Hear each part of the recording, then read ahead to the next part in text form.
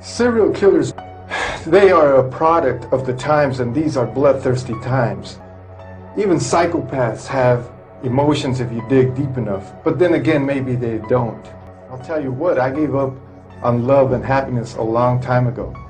What's up, everybody? So Netflix just released their new docuseries, Night Stalker, The Hunt for Richard Ramirez, about the serial murderer, and while it was well done, it was not nearly as satisfying as I wanted it to be, and it left us wondering and fiending for more information. The docuseries was narrated by the detectives involved in the case at the time, and that's all well and good, but we got more backstory on the detectives than we did on Richard Ramirez or his victims. They literally summed up Ramirez's entire childhood in 2 or 3 short sentences in the last episode, and I'm confused as to why his childhood didn't make the cut. Can we even see the full picture without that vital information? We need to talk about this. When I heard that this docuseries was going to be produced, I was so anxious to watch it. And then I heard that it was being advertised as a limited series with only 4 episodes, and I was even more intrigued. I thought that for Netflix to be considering this a documentary series, it was going to be very difficult for them to fit everything about this case into 4 one-hour-long episodes. And I think that they definitely made the wrong choice.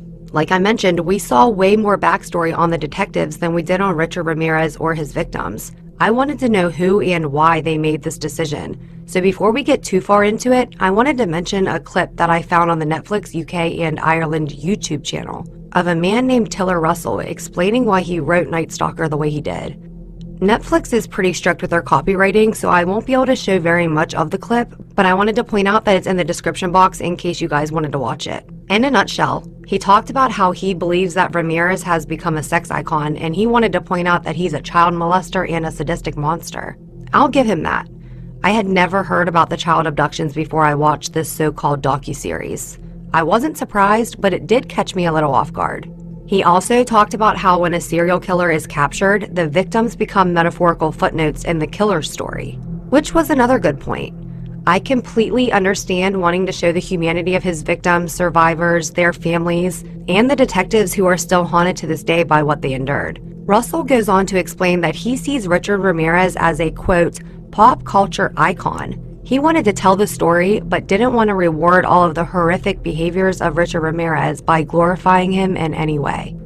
Again, good point, but you could have given us the full story without glorifying him. I mean, you named the series Night Stalker, for goodness sakes. You didn't name it The Detectives Who Caught the Night Stalker. I feel like we've been a little misled.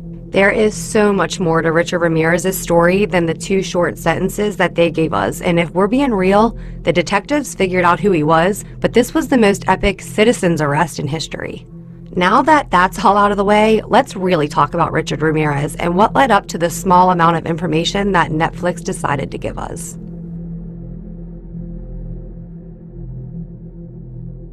Richard Ramirez was born on February 29, 1960 in El Paso, Texas. That's right, Leap Day. He was the youngest of 5 children. Richard's mother worked at a boot factory, and his father worked on the Santa Fe Railway. Richard's father frequently had violent outbursts and physically abused all of his children. He spent the majority of his time out of the house and away from the family, traveling with the railway. Because his father was always gone and his mother worked full-time too, the older children started getting high and causing trouble, and Richard spent most of his time with a babysitter. When he was 2 years old, a dresser fell on his head and he was rushed to the hospital with a concussion. He received 30 stitches in his head. A couple years later, Richard was at a playground pushing a swing when it knocked him unconscious, and again, he was sent to the hospital and received stitches in his head. A lot of times, head trauma in early childhood is attached to these psychopaths. When Richard was in 5th grade, he had a seizure at school, and it was the first of many. He was subsequently diagnosed with epilepsy, and the seizures continued until he was a teenager. Richard had an older cousin named Mike, and he was a war hero. He had done 2 tours in Vietnam, and Richard idolized him. When Mike returned to the States after his last tour, he took Richard under his wing. He would talk to him and explain in great detail the things that he had seen and done while he was overseas, and even showed Richard Polaroid pictures of women that he had claimed to have raped and murdered. Mike also taught Richard things that he had learned while training for combat about how to be stealthy and sneaky, and taught him how to fight and kill. Mike's wife didn't appreciate him spending so much time with the young Richard Ramirez and wanted him to get a job. And Mike didn't appreciate the nagging, so he shot her in their kitchen in front of their 2 young children and Richard. After Mike went to prison for his wife's murder, Richard became obsessed with killers, crime, and death, and started reading detective magazines. Richard also admitted later that this is around the time that he started fantasizing about the violent sex acts that he had seen in those Polaroids. His grades started to slip, and he was stealing and getting high daily. As punishment, his father would beat and torture him. Richard claimed that his father even took him to a cemetery one night and left him chained to a cross overnight. After this incident, Richard moved in with his older sister and her husband, Roberto. There was no structure in the home, and Roberto was a peeping Tom. He frequently took Richard along with him for his joyrides.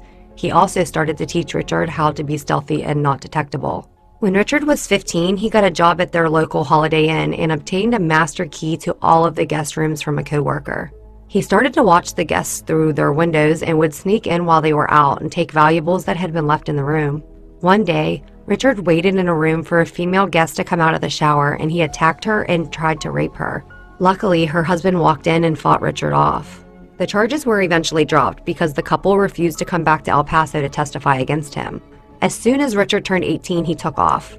He couldn't wait to be on his own and be able to do whatever he wanted whenever he wanted without answering to anyone. He became addicted to cocaine and was burglarizing homes to get by. He was a drifter and was sleeping wherever he found fit for the night, including unlocked cars, sidewalks, and motel rooms if he found money in a home that he had robbed to be able to pay for it. While on a bender one night, Richard was getting high with a woman when he started making sexual advances toward her. When she turned him down, he brutally raped her. Richard started to read books by the founder of the Church of Satan, Anton LaVey, and he attended one of LaVey's ceremonies in San Francisco. After the ceremony, Richard called his mother and told her that he had been touched by Satan.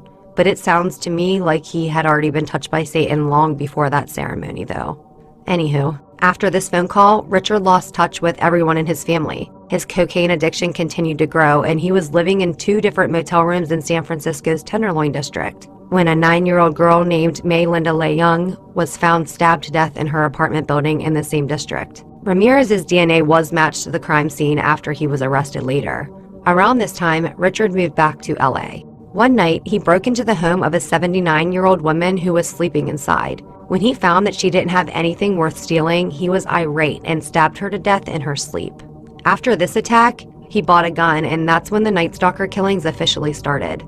For the next 5 months, he grew increasingly more violent and killed at least 14 more people and raped and attacked several others. And this is where the Netflix series decided to pick up. I don't believe that there is anything to glorify there. He has been seen as a sex symbol over the years and received a massive amounts of attention for the first time in his life. After his arrest, he was even known to have 12 to 15 girlfriends at a time, which is absolutely disgusting to me. He's a Satan-worshipping monster and a bum, literally. His teeth were despicable, and the survivors of his attacks describe a stench emanating from him that was almost as unbearable as the torture they endured. In the words of the great Bailey Sarian, "Get better idols, people." Psychiatrist Michael H. Stone wrote in his book, Personality Disordered Patients, Treatable and Untreatable, that Richard Ramirez was, quote, a made psychopath and not a born psychopath. And I have to say that I agree 100%. That boy never stood a chance.